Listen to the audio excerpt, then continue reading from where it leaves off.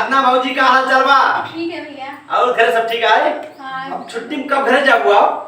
मेरा कोई भरोसा नहीं है कब चले जाते हैं कब चले अच्छा जाते देखिए हैं। भाभी जी गोरखपुर की रहने वाली है लेकिन कंटिन्यू लगातार मेरे साथ बनी रहती हैं और तमाम सारी हमारी देवी से हमारी भाभी। और देखिए मैं अगर बात करूं लगातार कंटिन्यू मेरी ये प्यारी सी भाभी बनी रहती माया पांडे चित्रकूट एमपी मध्य प्रदेश। और आज काफी दिन बाद मेरी भाभी आई हैं और ये देखिए क्या नाम आपका?